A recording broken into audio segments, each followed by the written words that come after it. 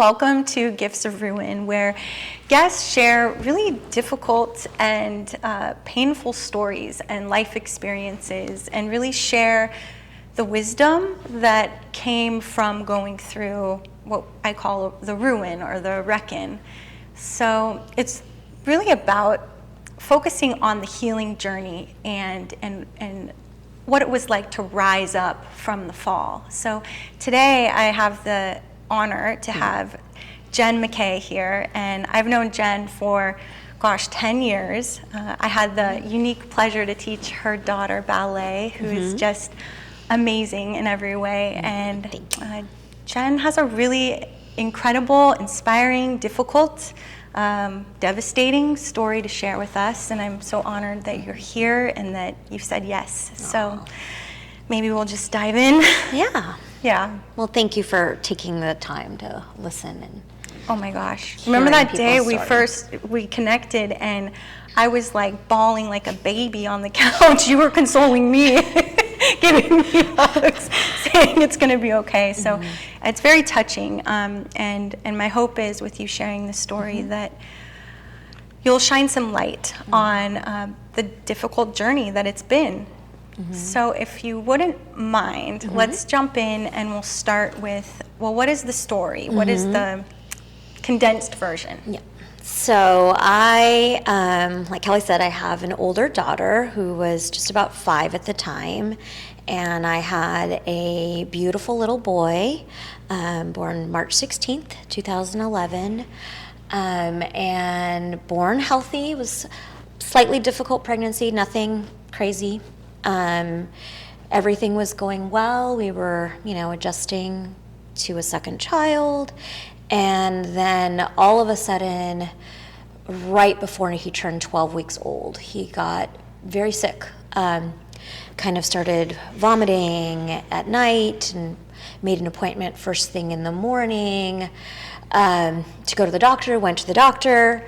They rushed us straight to the emergency room. The emergency room flew us to Children's Hospital, Oakland, and he went in for immediate surgery. So the short version is he had this unexplained multiple site brain hemorrhages in different parts of the brain, and we had no idea why. And his blood stopped producing platelets, which was why he was having all these bleeds. Our platelets clot our blood. So fast forward, he had his neurosurgery to try to evacuate the hemorrhages. They saved his life, but there was just irreparable brain damage to that. So after surgery, you're seeing your child on a ventilator, bandaged, totally unconscious, just from like one moment to the next, like just not the baby that you had in your arms like hours before. So it was a difficult few days in the hospital. Never really regained consciousness. Organs were working. Something was really wrong with the liver. Nobody had any answers, which I think made it harder for us at the time for sure.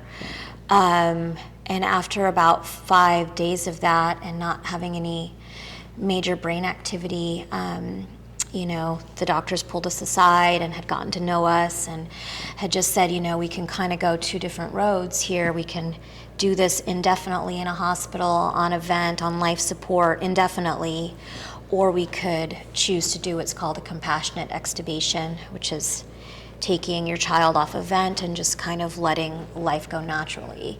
So, we wanted to do that not that we wanted to do that, but you know what I mean. We wanted to be compassionate, but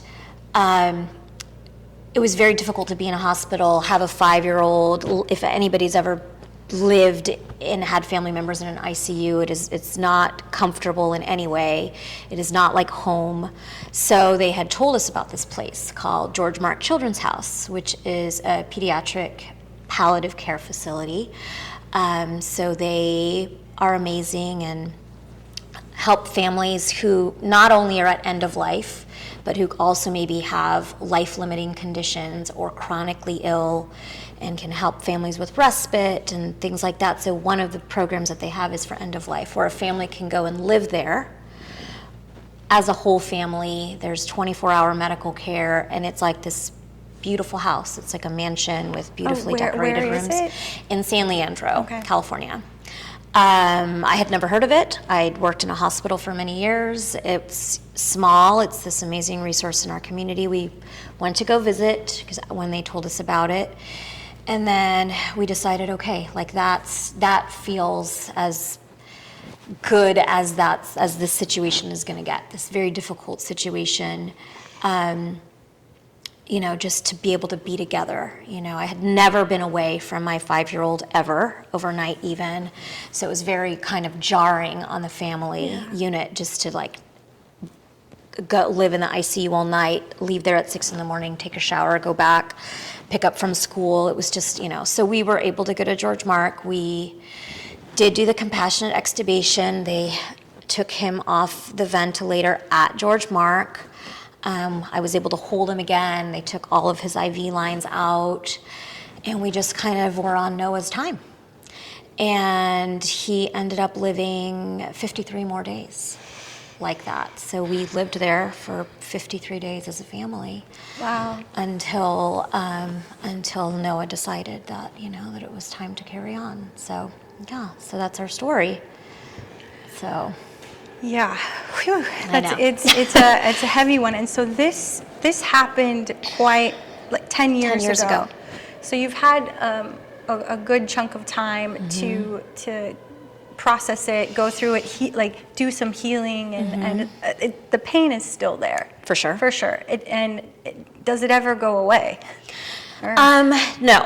Yeah. It that kind of pain and trauma gets easier to carry, gets easier to live with over time.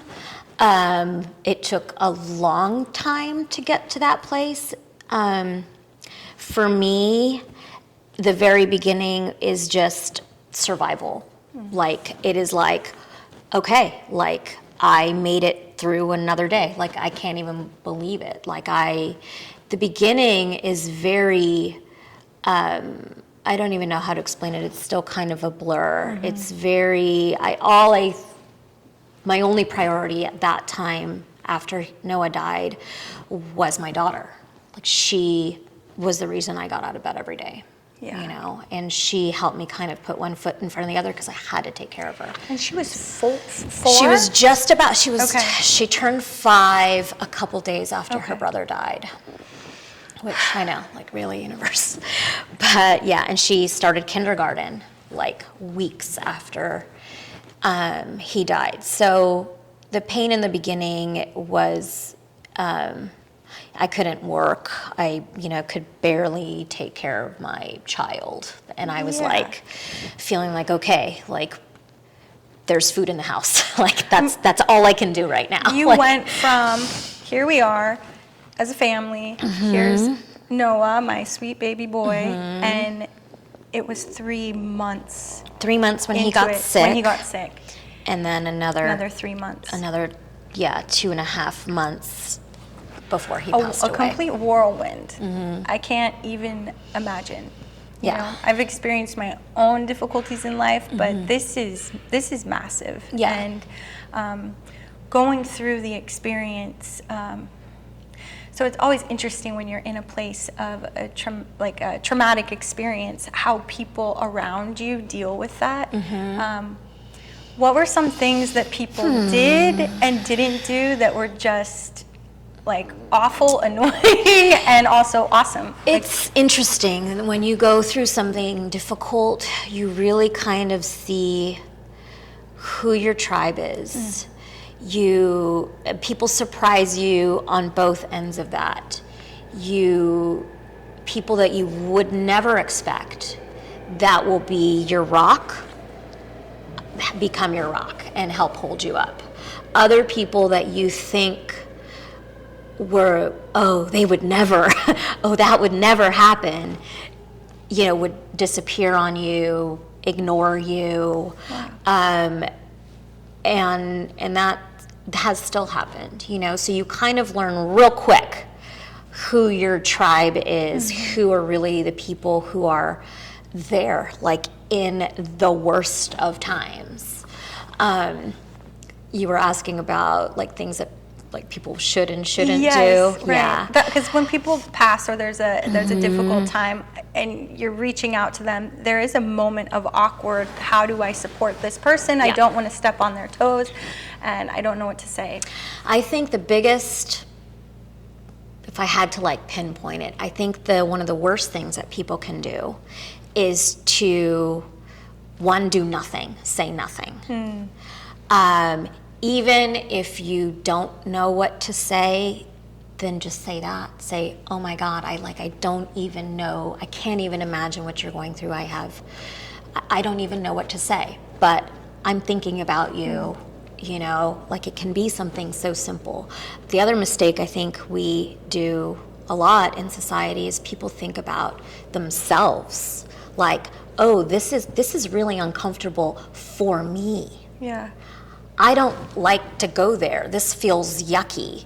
Well, like, it's not about you. It's about compassion and empathy and human connection. Heart. Yeah. And yeah, so just, I think when people do that and people think about how uncomfortable they are, like, think about how uncomfortable and in pain, you know, this human, this person that is probably important to you in your life in a lot of ways. And then, I don't know, it's really hard when, and I have a hard time with it, like to this day. Like I tend to surround myself with people who don't do that because I just don't. It's like I'm just a little bit more raw. I'm a little bit more authentic.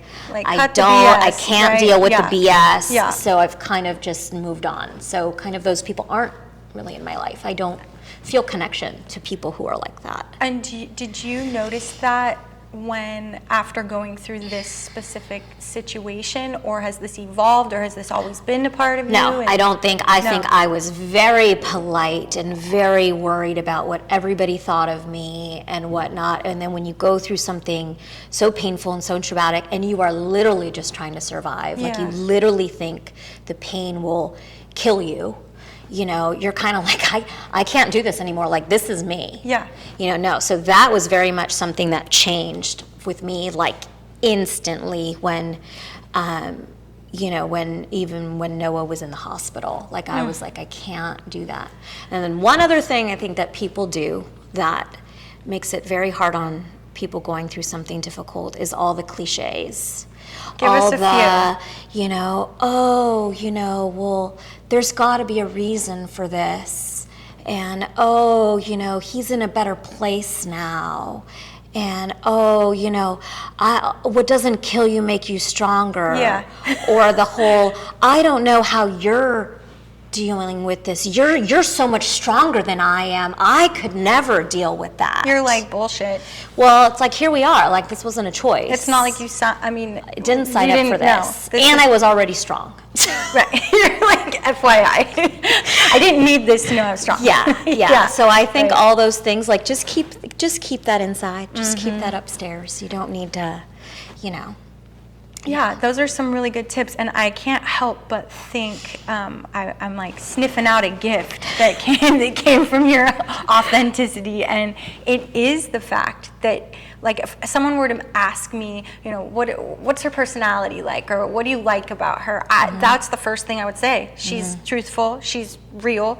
I never have to question if she likes me or not. Like, I don't have to do the BS conversation with you. Yeah, and I don't have time for that anymore. Like, that's one of your strengths. Thank so you. if that came from this, not to say it was the reason by any means, but if that is a gift that came from this ruin, that's pretty cool, because you have 3 amazing daughters that you're an incredible role model to. Thank you.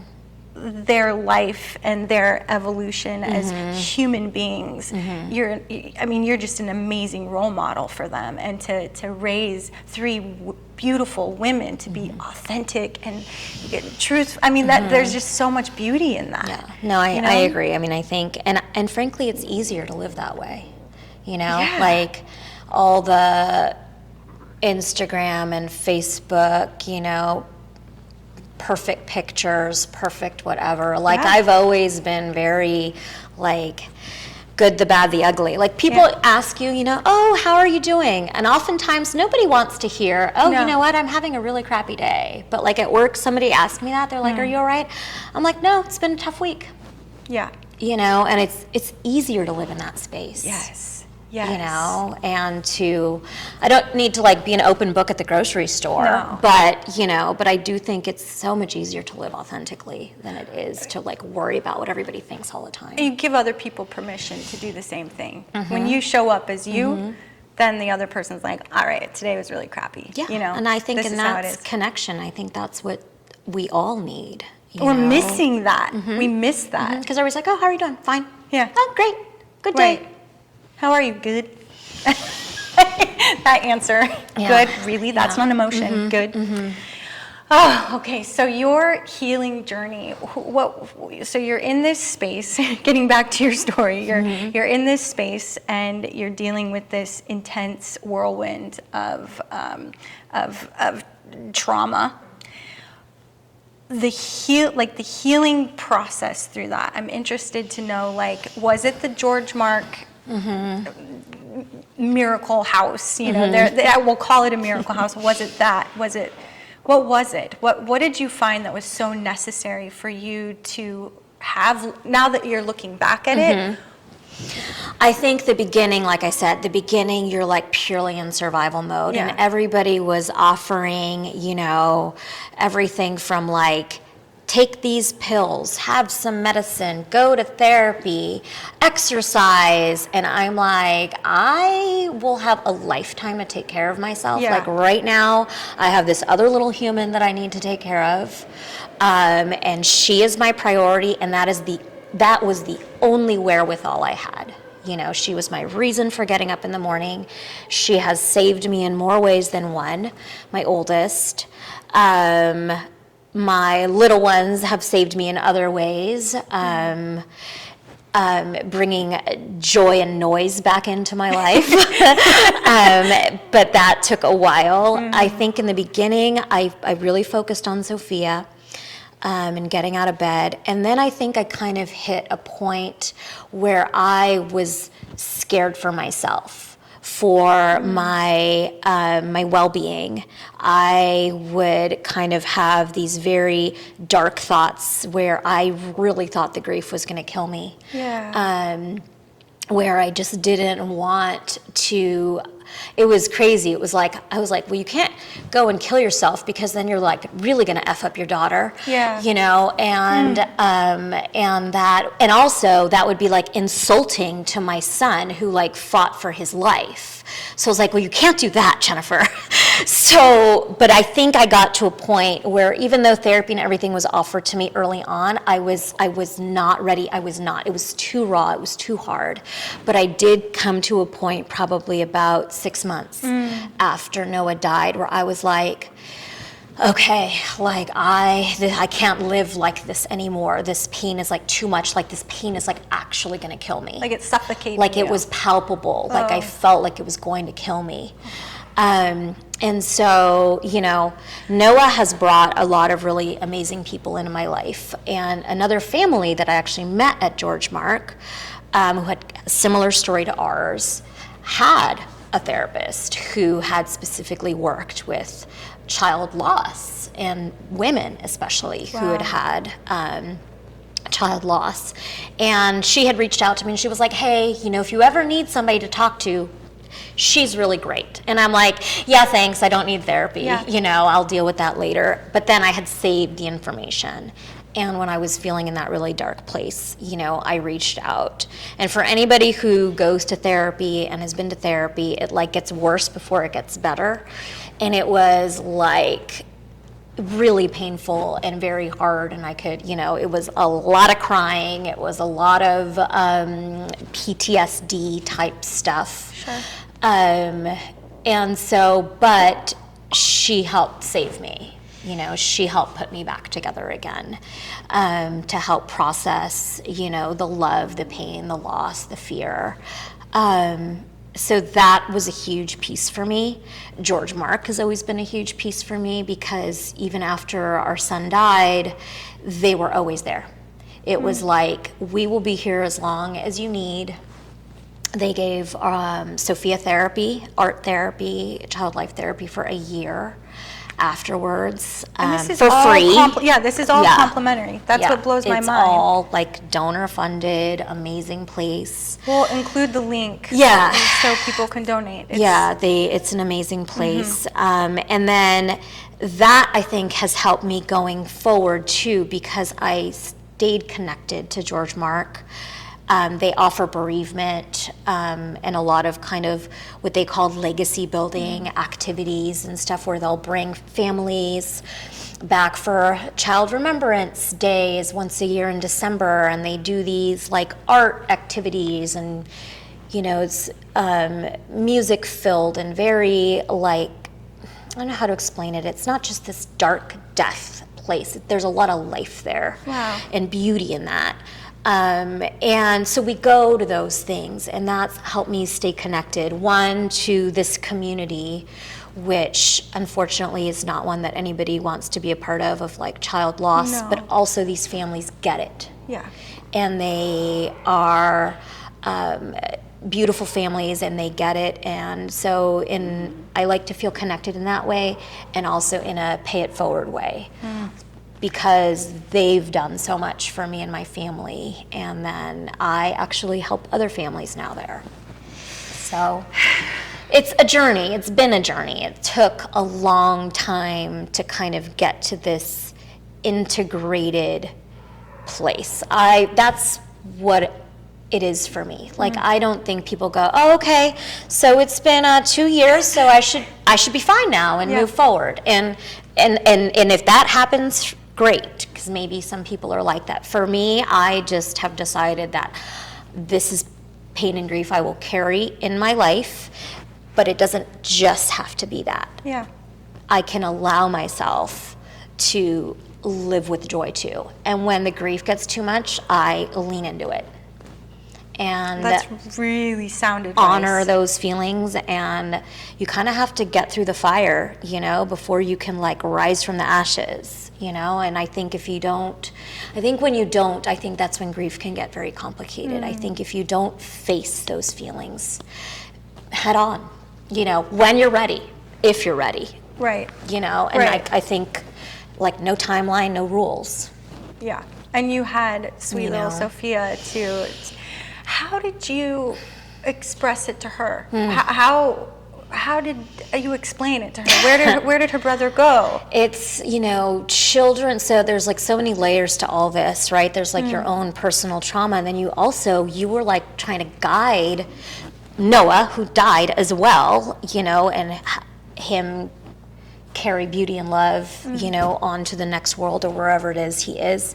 But then at the same time, I've got this other child that I really want to make sure is emotionally healthy. Yeah. I mean, how many stories have we heard in time of like where things don't get processed and felt, and then that will show itself in a lot of All the ugly time. ways later on. I'm So a successful life coach because Yeah. of it. Yeah. so I was very determined to help, to guide her in the most healthy way possible. So George Mark was immeasurably helpful. They helped me learn to talk to her, to use the right words. They also taught me that, it's kind of jarring in the beginning when you have a little one, because they can only handle grief in teeny tiny doses. I remember when we first told her that Noah was going to die, she started crying, hardest conversation I've ever had. She started crying, and then literally within 2 minutes wanted to go and get an ice cream. Yeah. And you're like, oh. Like an ice cream. But that is totally normal. Yeah. It's totally normal for that age. But if I hadn't been told that, it would have been very jarring and been very like, oh my God, like, why are you doing that? Like, that's so mean. That's so like insensitive. Exactly. Right. But it wasn't, No. and I think with children, people talk about the stages of grief, and not everybody, that culture has kind of changed a bit, how it's ebbs and flow over time. But in children, they re-grieve at every stage in their life. So we go through things even now, and she's a teenager, where I still see that she re-grieves and is processing it at this higher level. And you almost feel like we should do that as adults. Yeah. Like, why do we give ourselves these time limits? We don't need to. We don't give ourselves the grace of going, oh, well, it's been a year, I should put their clothes away. Or it's time to get over it. Yeah, Right. or, I should stop talking about it. But with children, that it doesn't, developmentally, that doesn't work. Yeah. So so I think therapy has always been a very positive thing in our home. So it's been something that's always been there for her, that she's been amenable to over time. And she's like, everybody should have a therapist.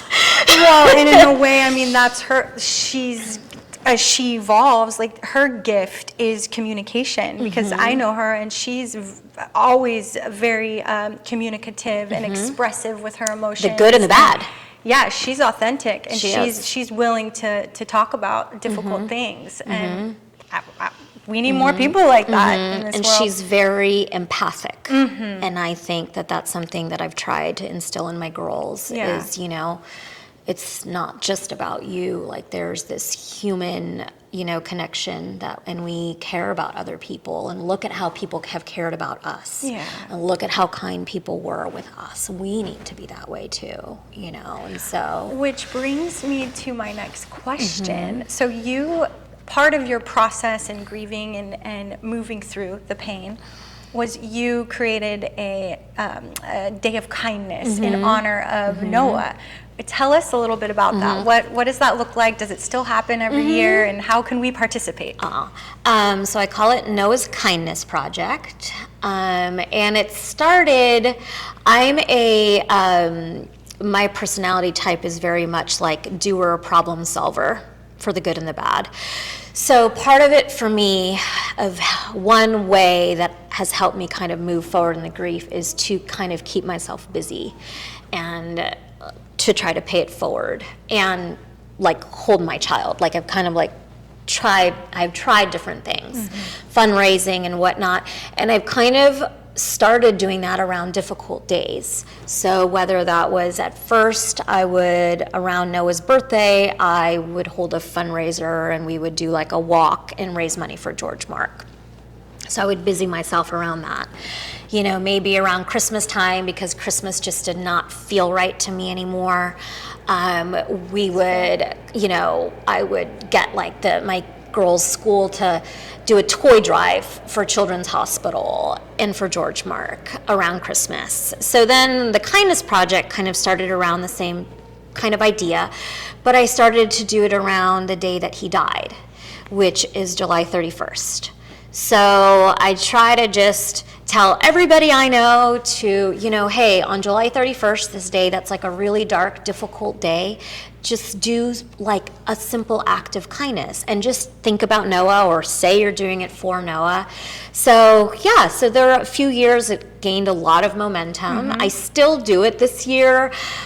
This year was a tough one for me, so I kind of, it was quieter. But some years, it's been like thousands of people and that I've reached out to, who've reached out to me, and maybe their friends have told friends and things like that on social media or whatnot, and and these acts of kindness around those days. I mean, it's absolutely a beautiful way to honor him and honor the whole experience, and maybe it's better not to have any pressure around it and just go with the flow. That's what I got the idea. There's a doctor who does a lot of grief work, Joanne Cacciatore, if I'm not mistaken. She's based out of Arizona, and she's done a lot of research, and she puts a lot out there. So she had kind of done this act of kindness around when her daughter died. And then so a lot of this, if people follow her research and whatnot, other families have kind of taken on to that. So I really liked that idea, so I adopted it as well. So well, it's pretty cool because even like a message, like coming into this life, like what is the message? Do you think that it's fair to say that his message is kindness and to restore that in us? I mean, maybe that's a little big. Okay. But I also, That's fair. but I do think in the same vein that the way I look at it and the way I look at like the Kindness Project is like, here's this tiny little body who, people really gravitated towards his story. It's sad and traumatic, yes, but it's like this painfully beautiful story. And I look at how this little tiny body like has done so much. Yeah. And I look at it like, what profound impact anybody can have on this world, even those who aren't here anymore, or even a body that's so tiny that didn't even speak and just had these like beautiful, soulful eyes, and you just look at like the profound impact that one person can have on another. Life so small, but so powerful. For me, that's kind of the message that I feel like, Noah has taught me, one of the many things that I feel like he's taught me. Did you ever have any sort of interaction with him, either like prior to him passing or like any sort of message or any sort of validation that, okay, there's something after this life. Like when we die, there has to be this because I experienced that. There have been a lot of things. There have been people who have come into my life that I swear, like he put them there in front of me, that there are lots of things that happen. I work as an interpreter in a hospital. I work with a lot of families who are non-English speaking, and there have been a lot of cases that happen on certain days or when I'm feeling a certain way that I know is like Noah coming to work with me. Wow. There have been, my girls believe a lot in like, we love like hummingbirds and butterflies and things like that, and and they always feel like, oh hey, that's Noah, or and owls and things that maybe we didn't really even see a lot, or maybe we just didn't pay attention to before, and then now we're just a little bit more present. And then in terms of Noah, right before, I would think that there are two moments that were really defining for me. One was when we were in the ICU, and I was like just feeling like I knew that things were bad. And I just kind of needed the doctors to speak honestly with me and tell me exactly what was going on and just not sugarcoat it. I do better with like truth. So, then I had a big talk with one of the doctors. It was probably like 3 a.m. And then I just went into the chapel and I just kind of lost it, and I really had to kind of surrender, I think is the only word that I can think of, to this situation that I had absolutely no control over. And I did feel like a weight lifted from me that day, even though it was really bad, but it was kind of like there was nothing I could do.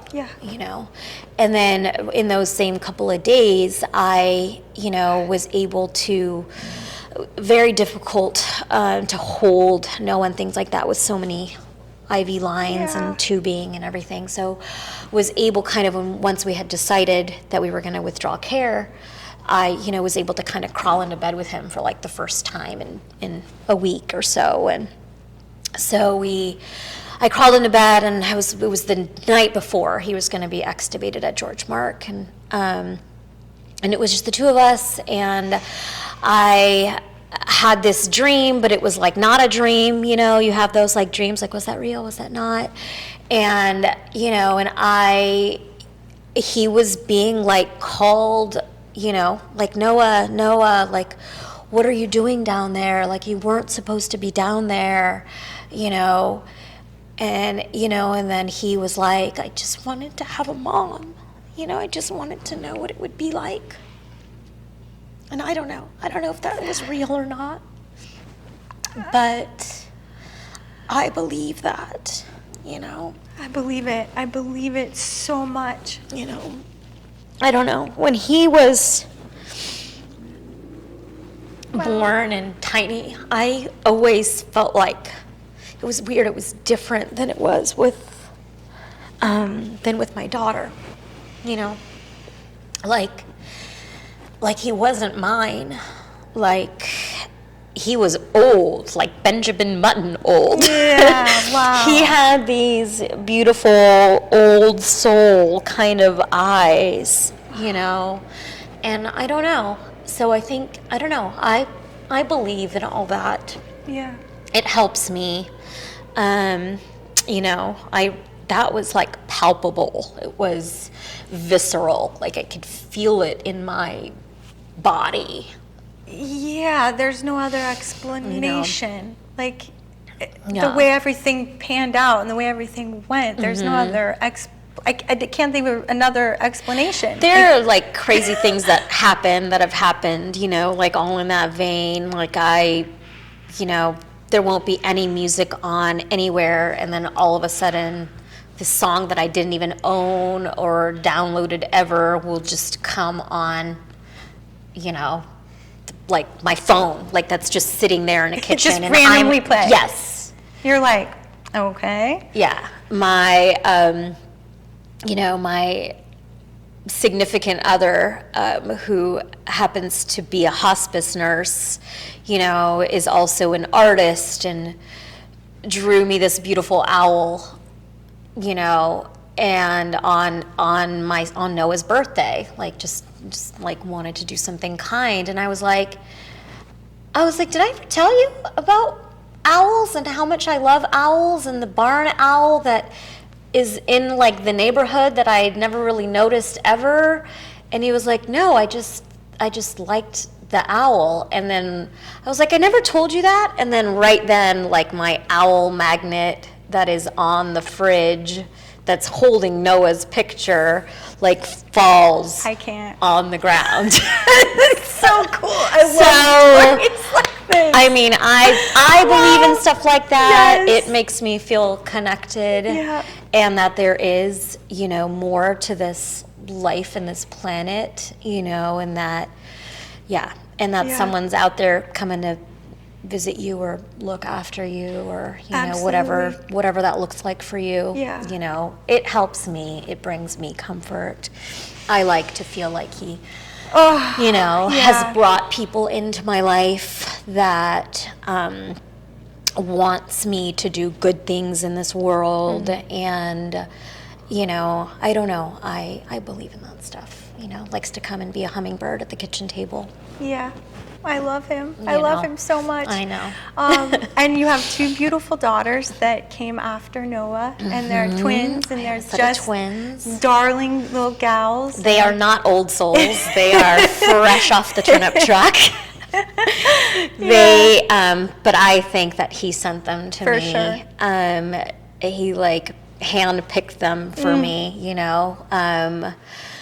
Lila is like pure sunshine, a total clown, you know, has the best laugh, you know, and Emily is, we thought was like the diva in the beginning, very sassy, and has turned into this kind of very quiet, very loving, you know, nurturing, a lot like Sophia in a lot of ways with the nurturingness and, you know, Wow. but very sweet and loving and always wanting to be with me and snuggle with me and stuff like that. Take care of you. Yeah. So the noise and the joy and the chaos that we're missing for so long, when you have a death like that, or like the silence is like deafening, I couldn't handle it. And my oldest tended to be a quiet child, not good or bad, just her personality. And it was just, so there was like no noise.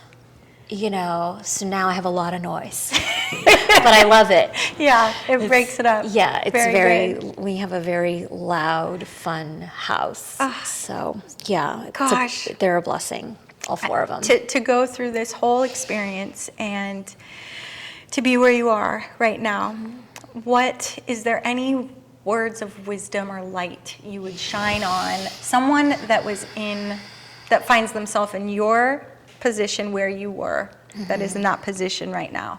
Is there any sort of, you've done an amazing job expressing it. Is there anything that comes to mind that you would like to share? I think a big thing is that there are no rules, that there's no timeline. Yeah.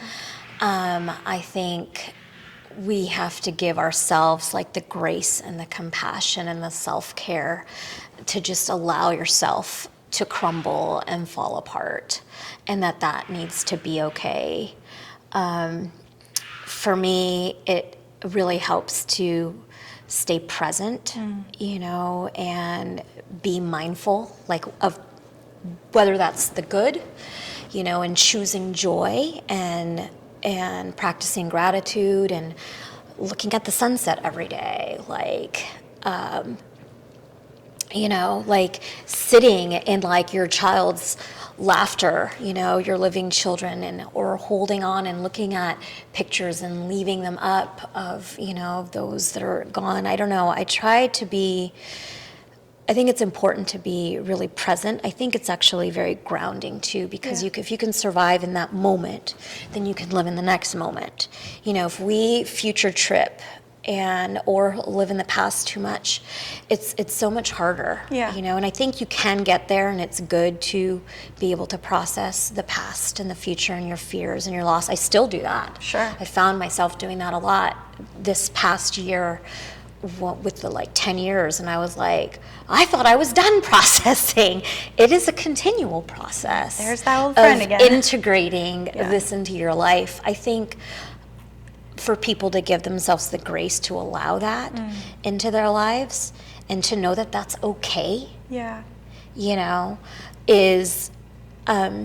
is important. For me, that's helped to know that it's okay to hold both. It's okay to be happy and choose joy and hold the grief, Sounds like a pretty powerful message. So. Would we go ahead and identify it, since this is Gifts of Ruin? Would we go ahead and identify that as a gift from the experience to... Yeah, I think there are a lot of, I wouldn't change anything, I look at, I've looked at my life as, and a lot of people, I think, have gone through trauma. You look at your life has this kind of start and stop, or maybe your life before. And I do truly believe that I am a very different person now. The core of me is probably still there and has always been the same, but a lot of my life changed, with that. And there's a lot of loss and fear in that.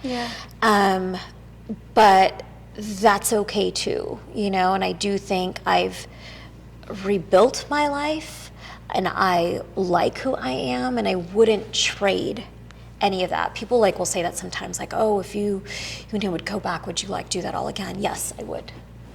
Because I do like who I am right now, and our family has been through a lot. But I'm in a good place now, and I'm proud of our family, and I wouldn't trade my 4 kids for any of it, that presence of mind, that gratitude, that choosing joy. I maybe had glimmers of that in old me, but But that's definitely something that my son taught me, and that this has taught, this whole process has taught me, Wow. So Thank you so much. You're welcome. This was just absolutely beautiful, and thank you so much for tuning in and hearing Jen's story. And July 31st, Day of Kindness for Mr. Noah. May we honor him, continue to honor him with the Pay It Forward kindness, and the George Mark Children's House is definitely something to look into if you are looking for an organization to donate. I cannot wait to go there. You said that they invited me and I could go, and I just can't even wait. So yep, anytime you want to go, just okay. I mean, it's not like the most joyful thing to do to go there because it's very hard, but at the same time, it will surprise you because it is very joy filled. I'm really looking forward to it. Really. Yeah. One last message for the world. What's your last message? If there was one thing, what is it? I think just be good to one another. Like we don't know what will happen tomorrow when we wake up. And I just think say what you need to say. Be good to one another. Be kind. Show that kindness. Be present. Choose joy. Yes. I don't know. Yes. Thank you so much. Thank you for listening to our story. Oh, part 2. Let's have a part 2. No ruin. Let's just go straight for the gifts. Thank you. You're welcome. All right, guys. Until next time, definitely check out all those links, and I look forward to our next story happening in a couple weeks. Thanks so much.